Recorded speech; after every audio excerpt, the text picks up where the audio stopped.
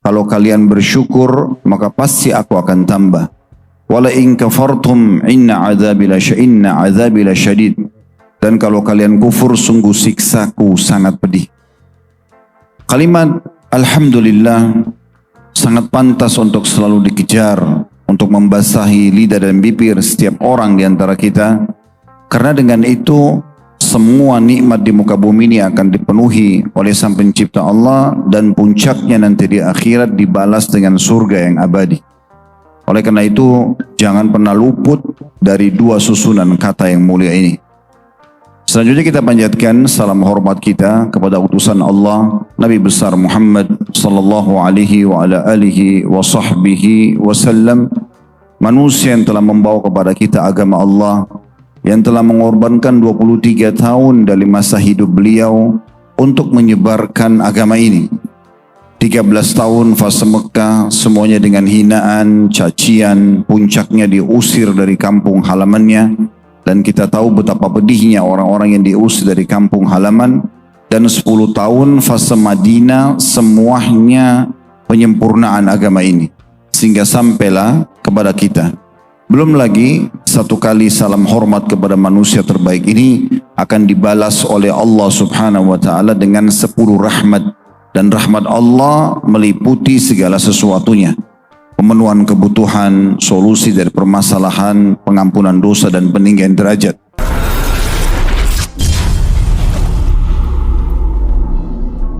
Saudaraku seiman, sebelum kita mulai tablik akbar ini, saya akan menyampaikan beberapa hal. Yang pertama, duduknya saya di sini bukan berarti lebih pintar daripada Bapak Ibu sekalian. Karena memang kita tujuannya berkumpul di sini. Pertama karena undangan panitia kami datang, dan yang kedua karena memang ingin menjalankan firman Allah Subhanahu wa taala, fadzakir fa inna dzikra tanfa'ul mu'minin. Saling memberikan peringatanlah, karena peringatan itu sangat bermanfaat bagi orang-orang beriman. Dan juga baginda Nabi SAW bersabda, ad-dinun nasiha. Agama ini memang isinya semua nasihat.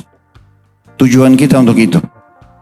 Dalam kajian-kajian dan pengajian, maka kita perlu mendengar apa yang disampaikan. Kalau itu benar, qala Allah, qala Rasul. Allah subhanahu wa ta'ala berfirman, Rasulullah SAW bersabda, sesuai dengan penjabaran para salafus saleh dari kalangan sahabat dan turun-temurun tabi'in, tabi'in sampai ulama-ulama yang terus berpegang teguh pada penyampaian dan penjabaran mereka, maka terima. Tanpa harus melihat siapa yang menyampaikan. Karena bisa saja yang menyampaikan itu berpenampilan bagus, punya retorika yang sempurna, tapi yang disampaikan keliru. Bisa saja seseorang itu berpenampilan sederhana, tetapi penyampaiannya adalah sempurna. Oleh karena itu yang kita butuhkan adalah ilmunya. Yang kedua, teman-teman sekalian, ikhlaskan niat. Tadi saudara moderator jazakallah khair sudah mengingatkan untuk ikhlaskan niat. Tidak ada amal dalam Islam yang akan bernilai di sisi Allah subhanahu wa ta'ala, dan akhirnya nanti ditimbangan amal soleh kita hari kiamat yang membawa derajat-derajat yang tinggi di surga diraih, kecuali dengan keikhlasan. Poin pertamanya, keikhlasan. Ikhlas berarti tidak ada hubungannya sama indikasi dunia dan pujian manusia. Siapapun yang tadi hadir di sini, kalau niatnya hanya karena diajak oleh teman untuk meramaikan saja seremoni, atau hanya mau tes saja, biasa bahasa kita testimoni saja, bagus nggak sih pengajiannya, maka ubah semua niat itu. Datang karena ingin mengetahui pesan-pesan dalam syariat Allah subhanahu wa ta'ala, di mana nanti kita akan jadikan sebagai bekal hidup kita. Nggak lebih daripada itu. Dan nanti akan dikuatkan tentunya dengan poin kedua, yaitu mutaba'ah, mengikuti baginda Nabi SAW. Dan insya Allah kita diharapkan akan mengikuti ajaran beliau. Tapi ikhlas ini penting sekali. Dalam sebuah riwayat yang dinukil oleh Al-Mundri dalam kitab Targhibu Tarhib beliau dan disahihkan oleh Syekh Albani, ada seseorang sahabat bertanya, ya Rasulullah, apa yang didapatkan bagi seseorang yang berjihad tulus karena Allah, tapi diikuti dengan popularitas, ingin dikatakan pahlawan, kesatria, pemilik jasa, Maka kata Nabi SAW, la syai'a lahu. Tidak ada dapat pahala apapun orang itu. Orang ini mengulang 3 kali, Nabi SAW memberikan jawaban yang sama. Lalu beliau mengatakan, innallaha la yakbalu amalan illa ma kana khalisan liwajhi. Allah tidak akan menerima amalan kecuali yang ikhlas karenanya. Yang ketiga, teman-teman sekalian, kejar keutamaan majelis ilmu. Bukan hanya hari ini, dimanapun di kota Anda, kalau ada majelis ilmu, kejar. Duduk di situ, dengarkan. Karena memang pondasi agama kita ilmu. Islam adalah agama ilmu. Tidak ada orang yang dilahirkan tiba-tiba sudah pintar. Jadi kita harus terus belajar. Saya dan Anda semua sedang belajar.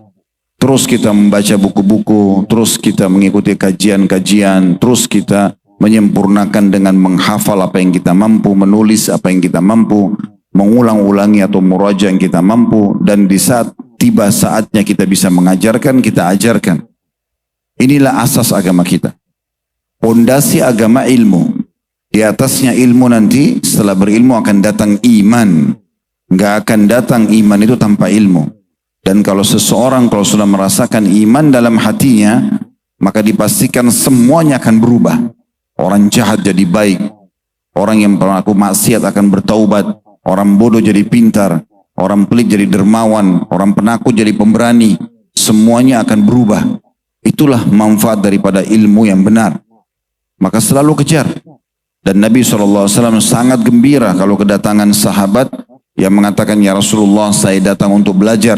Maka beliau mengatakan, marhaban bitalabatil ilm. Selamat datang para penuntut ilmu. Inilah ciri khas agama kita. Memang ilmu. Duduk, mendengarkan apa yang Allah firmankan. Apa yang Rasulullah SAW sabdakan. Kemudian kita jadikan sebagai pegangan hidup kita. Terlalu banyak keutamaan majelis ilmu. Kalau kita ingin bahas, Ibnu Qayyim rahimahullah menyebutkan 100 keutamaan. Bahkan lebih daripada itu. Dalam buku beliau tentang keutamaan. Tapi diantaranya adalah, kami pernah menghadiri majelis Syekh Sulaiman Ruhaili hafizahullah. Dan beliau mengingatkan hadis ini dan sangat luar biasa sebenarnya. Walaupun kita sudah sering dengar. Tapi saling mengingatkan ini penting. Pada saat itu kita yang duduk lalu berpikir kembali, oh ya, saya harus mengejar keutamaan itu. Di antara riwayat adalah siapa yang keluar menuntut ilmu di jalan Allah, maka akan mendapatkan pahala haji yang lengkap. Dalam riwayat lain, dia di jalan Allah sampai dia kembali. Dalam riwayat lain, dia akan dinaungi oleh sayap-sayap para malaikat yang ridho dengan perbuatannya. Dalam riwayat lain, siapa yang meninggal, ya bahkan di jalan Allah, maka dianggap dia mati di jalan Allah, mati syahid. Seorang sahabat mengatakan, siapa yang menganggap bahwasanya menuntut ilmu, keluar dari rumah ke majelis ilmu itu bukan jihad, maka pemahamannya sudah keliru. Oleh karena itu ini adalah amal yang mulia, teman-teman sekalian. Dan supaya kita semangat dan selalu mau konsisten, niatkan untuk mengejar keutamaannya. Dalam Islam kita boleh beribadah sambil mengejar keutamaan. Bahkan itulah motivasinya. Kalau kita mau sholat malam, sebelum sholat malam saya sarankan 3-4 menit saja. Coba baca artikel-artikel tentang keutamaan sholat malam. Mungkin kalau di masa kita sekarang tinggal ketik di Google keutamaan sholat malam misalnya. Atau kalau mau dengar ceramah, audio, visual, mau lihat secara langsung cukup banyak di YouTube, di TikTok para ustadz-ustadz kita. Atau media-media sekarang, Instagram, Telegram, semuanya bisa didengar. Jadi Anda tahu, oh saya sholat malam itu dapat ini ya. Saya sholat duha dapat itu ya. Saya sedekah dapat yang itu ya. Semuanya ibadah pasti ada janji positifnya. Ada sesuatu yang Anda dapatkan. Dan ini prinsip dasar yang harus kita fahami. Ya. Termasuk juga apa yang kita akan bahas pada hari ini tentang masalah surga. Kenapa kita belajar tentang surga? Agar kita mengetahui apa yang kita dapatkan nanti di sana kalau kita rajin dan patuh kepada Allah SWT selama di dunia. Sehingga kita tahu, oh saya akan dapat itu dan ini. Sebagian sahabat, tabi'in, tabi'in, mereka sebelum masuk medan perang, mereka sengaja membaca dan mengingat kembali apa yang akan mereka dapatkan di surga. Akhirnya membuat mereka jadi semangat bahkan siap untuk menumpahkan darah karena pengetahuan tersebut. Oleh karena itu kejar keutamaannya. Mirip juga kalau ada di antara kita, mudah-mudahan tidak ada di sini, tapi kalau ada misalnya masih terjerumus dalam dosa, bagaimana caranya dia tinggalkan dosa itu? Cukup dia mencari tahu ancaman Allah di dosa itu.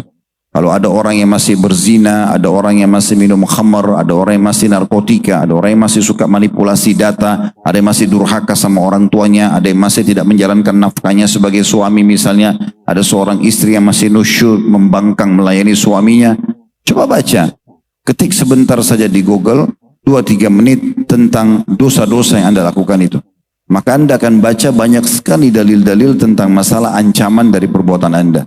Atau dengarkan audio ataupun visual ya di media-media yang lainnya, YouTube tadi, TikTok, Instagram, ini akan membuat Anda akan berhenti dari perbuatan salah tersebut. Kemudian yang terakhir, sebelum kita masuk ke materi, saya ingin menjalankan juga sabda Nabi SAW, "Man lam yashkurun nas la yashkurullah." Siapa yang tidak berterima kasih pada manusia, maka belum berterima kasih kepada Allah.